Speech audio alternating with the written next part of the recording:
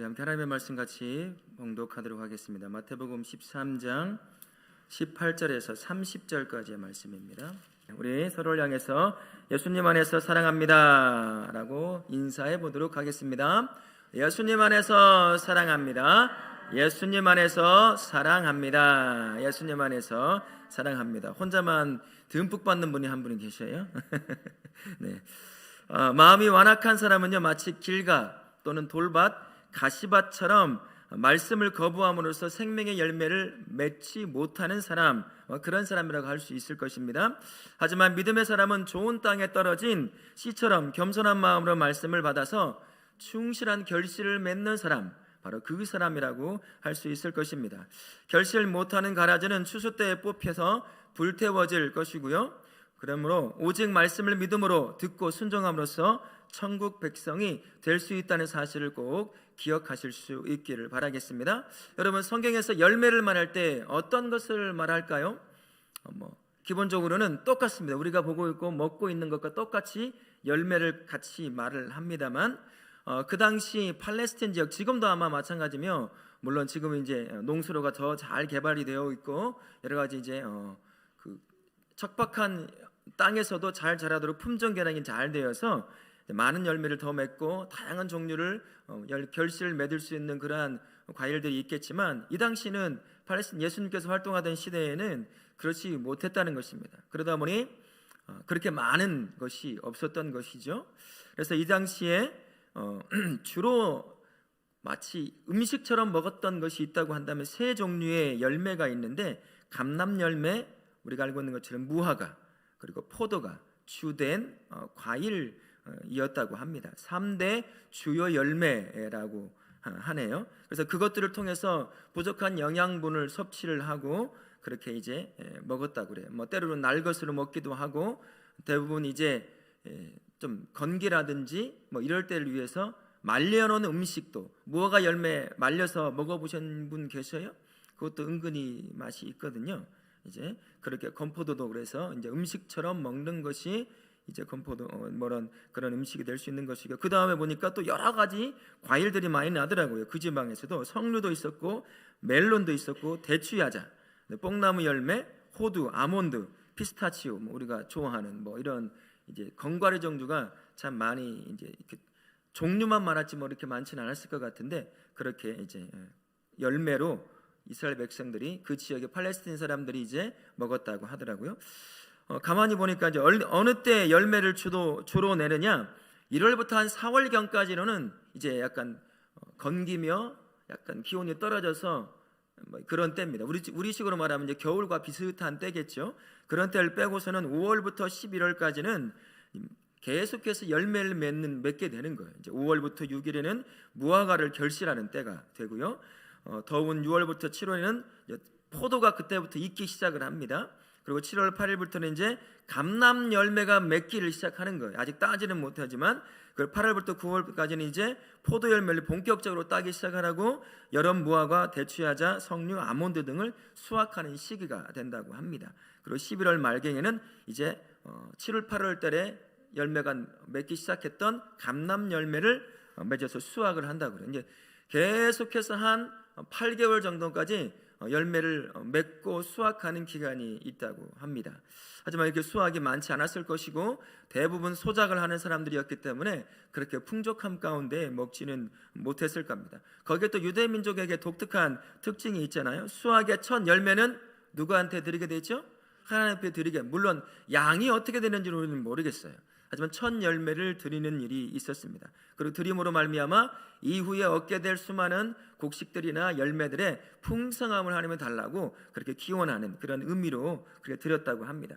특별히 새로운 나무를 심게 될 때가 있어요. 과실류 같은 걸 심게 될 때는 5년 동안 열매를 맺어도 먹지를 못했습니다. 마지막 4년째 의 열매는 다 하나님께 드리는 거예요. 보통 우리가 과실 열매를 나무를 심으면 제가 다는 똑같지는 않겠지만 3, 4년 이렇게 지나면 딸 수 있을 텐데, 그때까지 아무것도 5년째까지 못 먹는 거예요. 다 그것을 하나님 앞에 드리고 해야 된다라는 것입니다. 이런 것들을 좀 해서 유추를 해보면 그 당시 그렇게 풍족한 삶이 아니었다는 것을 어렵지 않게 우리가 알 수 있을 것입니다. 그래서 주로 여러 가지 식량들을 이렇게 과일을 통해서도 많이 보충했다는 것을 우리가 알 수 있습니다. 성경에는 구약 말고 신약에 특히 열매라는 단어가 가장 많이 나오게 돼요. 그때 여기서 신약에서 나오는 열매는 진짜 열매를 말하기도 하지만 대부분 이제 어떤 특별한 의미를 가지고 예수께서 가르치시기 위해서 하시는 그러한 의미로 열매가 많이 언급이 됩니다. 여러분들 많이 들어보셨을 거예요. 입의 열매, 입술의 열매, 의의 열매, 행위의 열매, 거짓의 열매, 이런 것들 있고, 대표적으로 예수님께서 하셨던 말씀 중에 열매로 그 사람을 안다, 그 사람이 누군지를 무엇으로 알 수 있느냐, 그가 맺어내는 삶의 열매가 있다는 거예요. 말의 열매, 감정의 열매, 행동의 열매, 삶의 열매, 그것을 보면 그가 어떤 사람인지를 알 수 있다라는 의미로 예수께서 이 열매를 자주 사용하셨습니다. 그래서 우리가 풍성한 열매를 맺어야 한다라고 말씀을 하죠. 오늘 우리가 같이 읽었던 말씀 중에도 100배, 60배, 30배 열매를 맺느니라 라는 말씀에 나오는 것처럼 예수님께서는 인생이 내 살아가면서 맺어되는 하나님이 찾고 있는 열매를 주로 얘기할 때 열매라는 단어를 많이 사용했다는 걸 꼭 기억해 주시면 좋겠습니다. 그러므로 그들의 열매로 그들을 알리라 라고 하신 예수님의 그 말씀을 우리가 기억하고, 나는 하나님께서 찾으시는 삶의 열매를 얼마나 맺고 있는지 한번 되돌아볼 필요가 있다라는 겁니다. 내 입의 열매를, 어떤 열매를 맺고 있는지, 내가 살아가는 삶의 행위를 통해서 어떤 열매를 맺고 있는지, 내가 다른 사람을 향해서, 하나님을 향해서, 삶을 향해서 어떤 열매를 맺고 있는지 한번 되돌아보면서, 혹시나 내가 선한 열매를 많이 못 맺고 있다고 한다면 나에게 하나님 선한 열매를 맺을 수 있는 입을 통해서, 삶을 통해서, 다른 사람을 대하는 모든 삶의 태도를 통해서 선한 열매를 맺을 수 있는 자로 세워주십시오라고 그렇게 기도하실 수 있기를 바라겠습니다. 오늘 말씀으로 한번 들어가 보도록 하겠습니다. 18절부터 23절까지의 말씀을 보면, 씨 뿌리는 비유는 열매 맺는 신앙과 열매 없는 불신앙 두 양태를 가르쳐 주고 있습니다.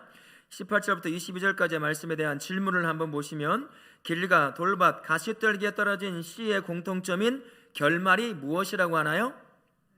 열매 맺지 못해 사라져버리는 것이에요.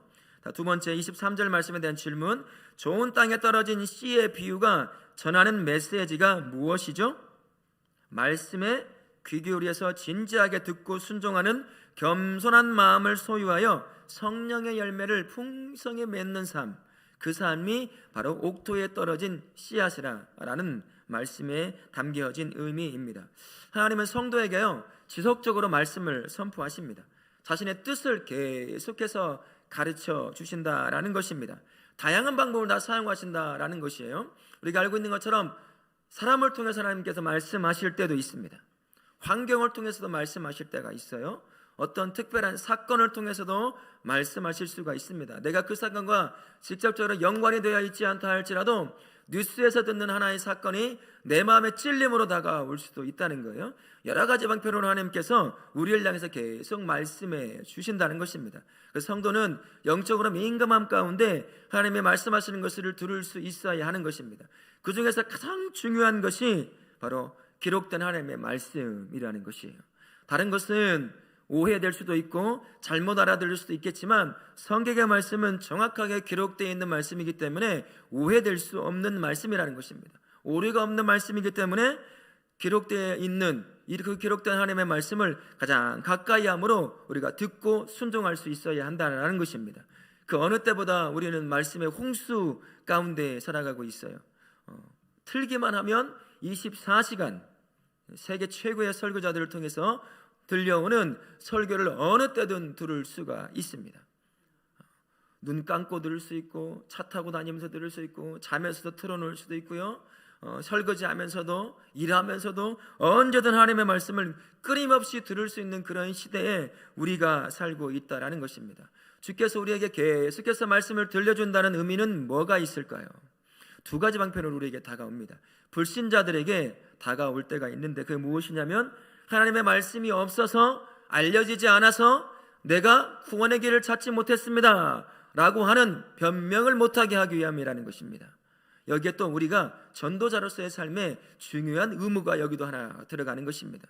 우리에게는 내가 세워진 그 자리에서 하나님의 말씀을 들은 것을 선포해야 될, 전달해 줘야 할 의무가 우리에게도 있다라는 것이에요. 그래서 모든 세상 사람들이 말씀을 듣지 못해서, 진리를 듣지 못해서 내가 구원의 길을 발견하지 못했습니다 라고 하는 변명이 나오지 못하도록 하나님께서 끊임없이 우리에게 말씀을 전달해 주고 있다라는 사실입니다.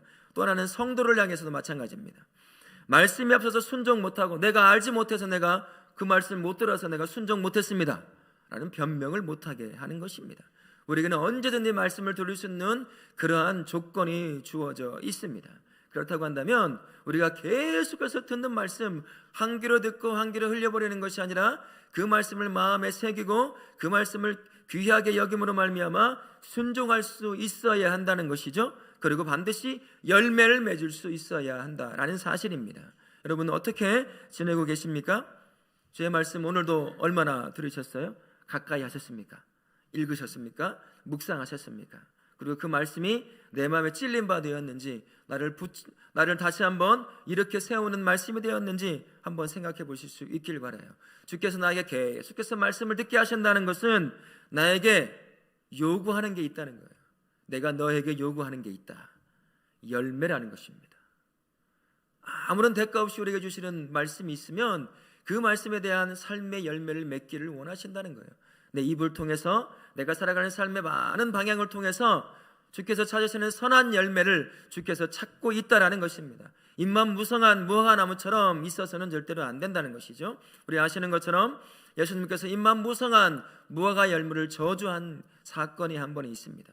그게 말라 죽어버렸어요.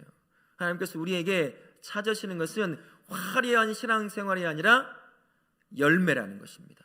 30년의 신앙생활이 아니라 열정 있는 신앙생활도 좋지만 열매가 무엇이냐라는 것을 찾고 있다라는 것이에요.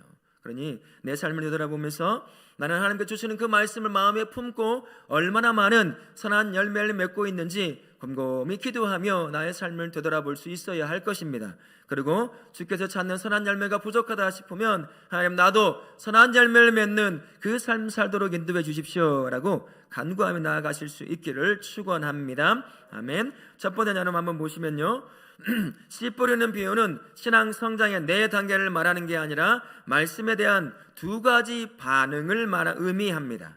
말씀을 온전히 받아들이지 못하는 이유는 무엇인지, 그리고 말씀을 온전히 수용하려면 어떤 태도가 필요하고 무엇을 각오해야 할까요? 한번 생각해 볼 필요가 있습니다. 오늘도 하나님은 우리에게 말씀을 주신다는 것을 꼭 기억하십시오. 말씀은 특정한 사람에게만 주어지는 것이 아닙니다. 하나님은 누구에게나 어떤 마음을 갖고 있다 할지라도 그에게 항상 말씀을 주셔요. 오늘 여기 오신 분들 중에 이 마음밭이 길과 밭 같은 분도 계실 거예요. 딱딱하게 굳어서 말씀의 씨앗이 떨어져도 썩지도 못하고 그냥 날아가 버린, 누군가 와서 새가 와서 주워 먹어버릴 그러한 딱딱히 굳어버린 그런 마음을 갖고 이 자리에 오신 분도 계실 거고, 돌박 같은 마음을 가지고 이곳에 오신 분도 계실지도 모르겠습니다.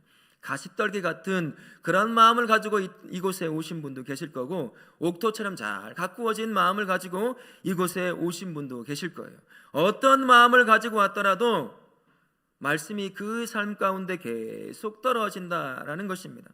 계속해서 그 말씀을 주신다는 거예요. 그러면 왜 열매를 맺지 못하느냐? 그 말씀을 대하는 나의 마음의 태도가 있다라는 것입니다. 어떤 사람은 말씀을 귀중히 여기고 그 말씀을 붙잡고 어떻게 하면 내가 이 말씀대로 살 수 있을지 몸부림치는 사람이 있는가 하면, 한 귀로 듣고 한 귀로 흘려버리고 이 말은 나를 향한 말이 아니라 누구를 향한 말이야, 누가 들었으면 좋겠다라고 하며 그렇게 여기는 그런 것 때문에 말씀이 내 안에 잘 들어오지 못해서 열매를 맺지 못하는 것이다 라는 것입니다. 우리 성도님들, 말씀을 대한 태도는 어떠하신가요? 정말 나를 살려내고 내 삶을 이끌어갈 만한 가치가 있는 것이 하나님의 말씀인가요? 아니면 때로는 나를 위로해주고 나에게 용기를 주는 말씀만 가치가 있는 것이고 그 외에는 별 의미가 없는, 아무런 나에게 느낌이 없는 그런 말씀으로 다가오나요? 어떤 말씀이든 주께서 나에게 주시는 말씀이 있다고 한다면 신중함과 겸손함으로 그 말씀을 받을 수 있어야 한다는 거예요. 그것이 이 마음밭에 떨어질 때 그제서야 열매를 맺기 시작한다라는 사실을 꼭 기억하실 수 있기를 바랍니다. 우리가 하나님이 원하시는 것, 화려한 신앙생활이 아니라 무엇이라고요? 열매를 원하신다라는 것입니다.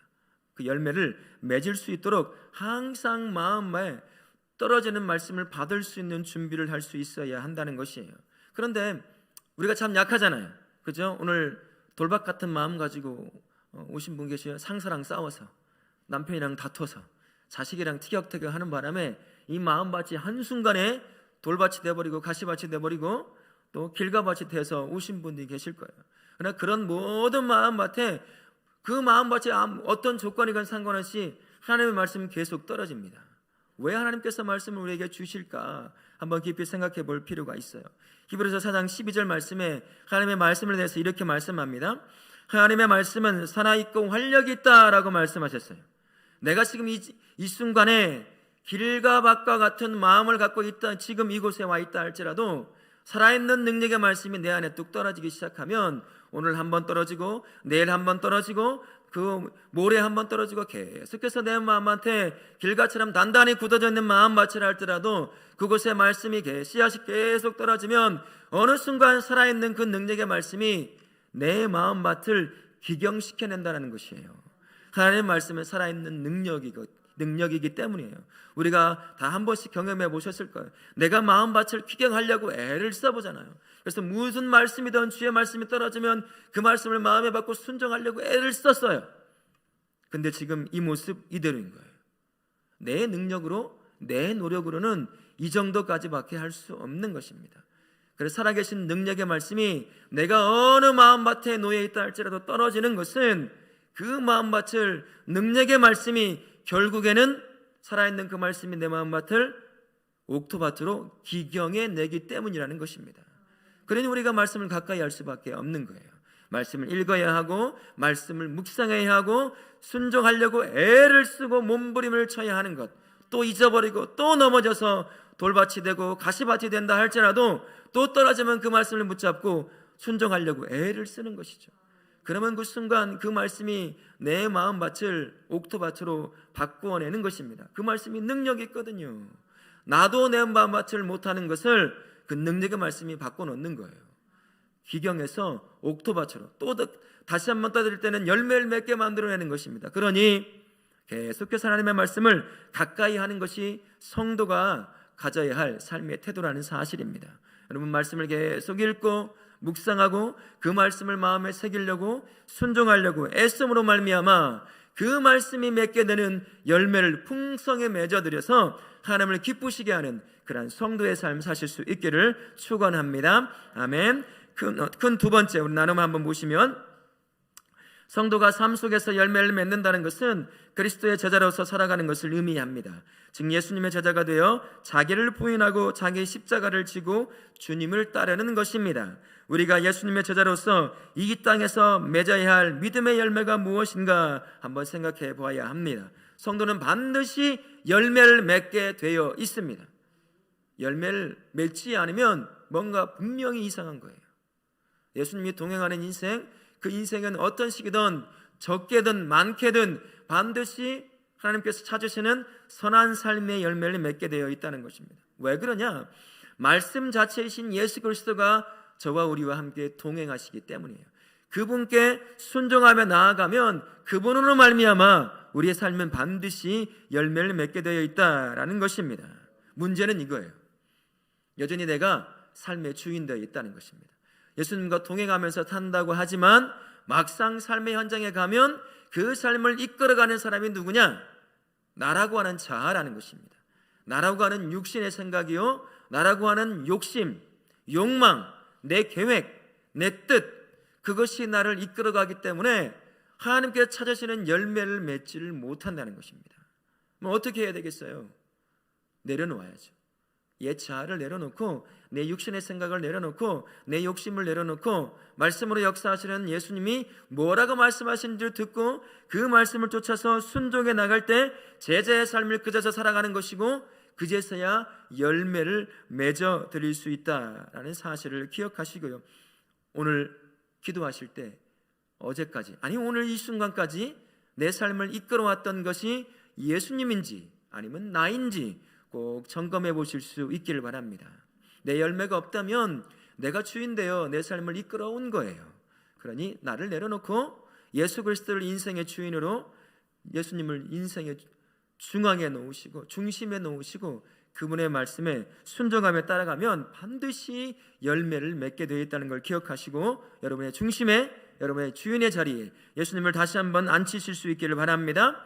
자들로서 맺을 수 있는 자연스럽게 맺는 열매를 몇 가지를 한번 보면 이렇습니다. 복음의 열매를 반드시 맺게 되어 있다는 것이에요.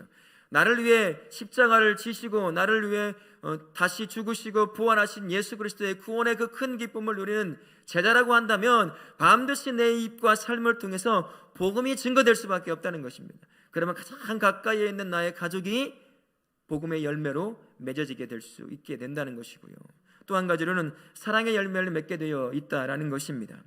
주가 베푸시는 매일 쏟아부어 주시는 그 사랑이 있잖아요. 그 사랑을 매일같이 차고 넘치게 받는 성도라고 한다면 반드시 다른 지체를 향한 사랑으로, 가정을 향한 사랑을 넘어서서 다른 지체와 이웃을 향한 사랑으로 그 사랑의 열매를 맺을 수밖에 없다는 것입니다. 내 안에 내 마음의 항아리 정도만 딱 채워진다면 아마 나만 사랑하고 말 거예요. 하지만 예수께서 베푸시는 사랑은 내 마음의 항아리, 영혼의 항아리를 뛰어넘어서 차고 넘치게 해주시는 사랑입니다. 언제나 흘러 넘쳐요.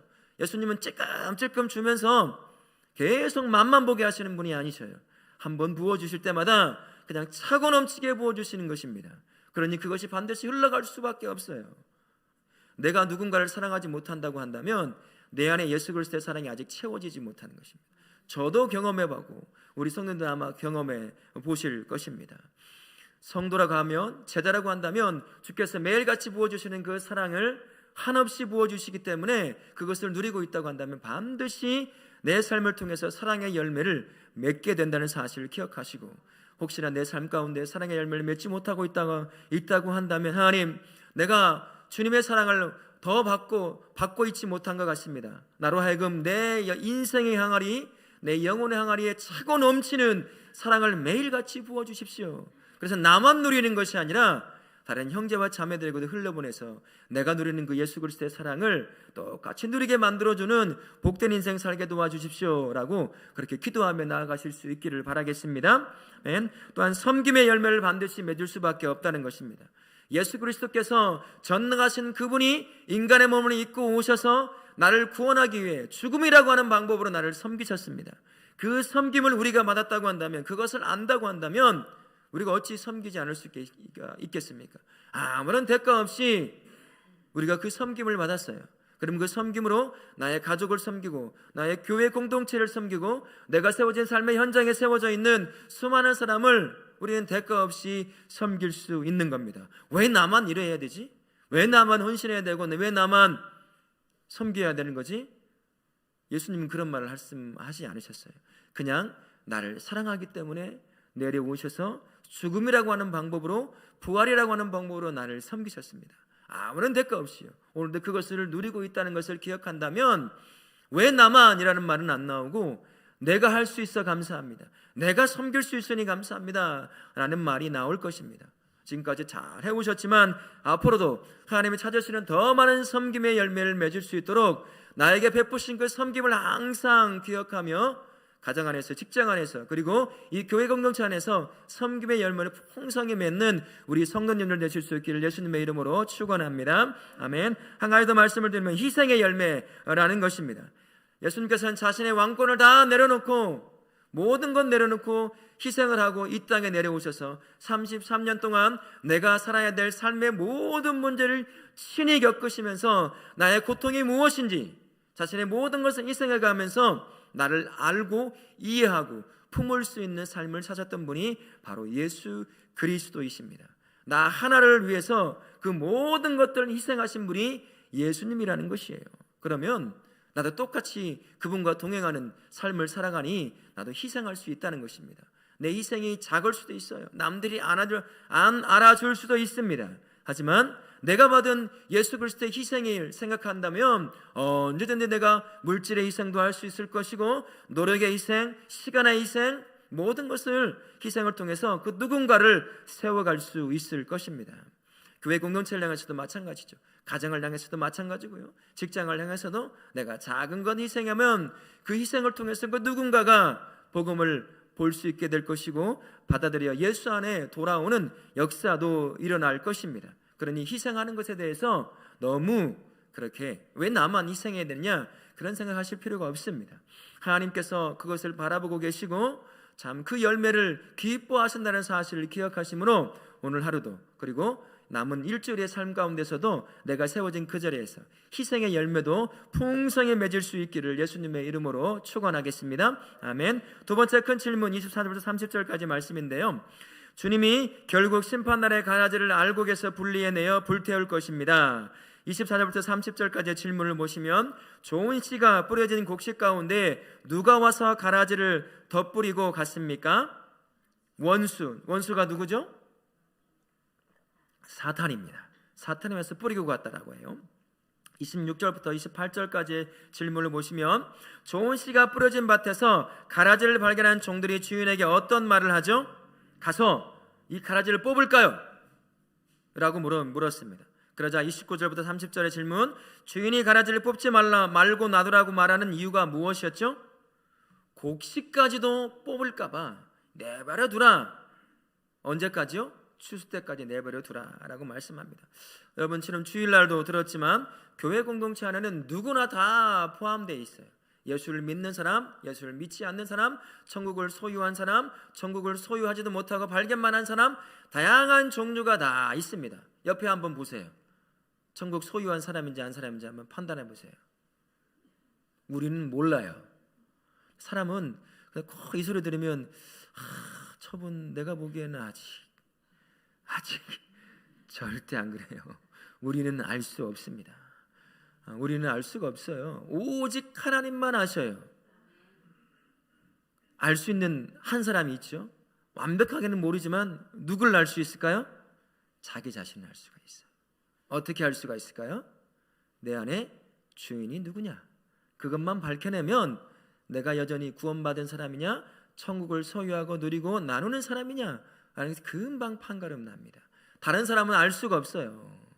그러니까 이상한 눈빛으로 저분을 바라보며 오늘 보니 천국이 없는 인간이었구나, 안에 그런 판단 마시고 나를 보고 판단을 하세요. 내가 어떠한 사람인지. 그렇게 바라볼 수 있어야 합니다. 이 안에는 그래서 오해가 생긴다고 그랬잖아요. 옆에 있는 천국을 누리는 사람 때문에 나도 마치 천국을 누리고 있는 사람처럼 착각을 한다고. 나를 바라볼 수 있는 눈이 만들어지는 게 그렇게 중요한 것입니다. 내가 정말 예수를 믿고 천국을 누리고 있는 사람들을 내가 먼저 바라볼 수 있어야, 발견해낼 수 있어야 하는 것입니다. 그래서 주 앞에 돌아갈 수 있어야 한다는 것이죠. 24절부터 30절까지의 말씀의 은혜를 한번 다시 나눠보면 이렇습니다. 이 땅에는 가라지와 알곡이 섞여 살기에 하나님의 백성이 말씀을 끝까지 지키며 열매 맺는 삶을 사는 것이 쉽지 않습니다. 알곡과 가라지는 어떻게 구별할 수 있는지, 가라지 속에 있는 알곡은 어떤 마음과 자세로 살아가야 하는지 이야기해 봅시다 라고 했습니다. 우리는 알곡과 가라지를 우리 스스로는 구별할 수 없습니다. 언제 구별하게 되는 것이죠? 내가 하나님 앞에 섰을 때 나 스스로를 구별한다고 하면, 내가 주님 앞에 나아가면서 내 인생의 주인이 누군가를 내가 안다고 한다면 그때 우리가 스스로는 어느 정도는 구별할 수 있다라는 것입니다. 우리는 절대로 알지 못한다는 것이죠. 이기적인 하나님 때문에 천국을 발견하지 못했다는 변명을 듣지 않기 위해서 하나님은 항상 모든 사람이 천국을 발견하도록 만들어 놓았다라고 말씀을 드렸습니다. 우연히도 발견하고 찾다가도 발견하고 다양한 방법을 통해서 천국을 발견할 수 있도록 만들어 놓았다라는 것입니다. 하지만 발견한다고 해서 천국을 소유하는 것이 아니라 어떻게 해야 되죠? 다 팔아서 사야 하는 사람, 내 인생을 다 팔아 천국을 사는 사람만이 천국을 소유하고 누리는 사람이다 라는 것입니다. 교회 안에서 함께 예배하고 찬송하고 기도한다고 해서 내가 진짜 천국을 소유하고 누리고 있는 사람이라고 100% 스스로 확신할 수는 없다라는 것입니다. 끊임없이 우리는 스스로를 주 앞에 내어놓으면서 내가 정말 인생의 주인을 하나님을 모시고 있는지, 내 중심이 하나님이신지를 찾아내므로 말미암아 진짜 천국을 소유하고 누리고 있는지를 스스로 항상 점검해 볼 수 있어야 한다는 것입니다. 마지막 날 다 알 때, 그때 알면 어떻게 되겠어요? 누구나 다 이 사람 천국 갈 사람이라고 얘기했는데 마지막 때 하나님 앞에 딱 섰는데 아니라는 거예요. 그러면 그때는 항변할 수도 없어요. 그때는 아닌데요 라고 말할 수 없다는 것이에요. 그때가 오기 전에 지금부터 내 삶을 항상 점검해내는 것이 필요하다라는 것입니다. 남들처럼 따라서 할 수는 있어요. 남들처럼 똑같이 따라갈 수도 있습니다. 그리고 그것이 마치 내가 예수님을 믿고 천국을 소유하고 누리는 사람처럼 착각을 만들어낼 수 있다는 사실을 기억하시고요.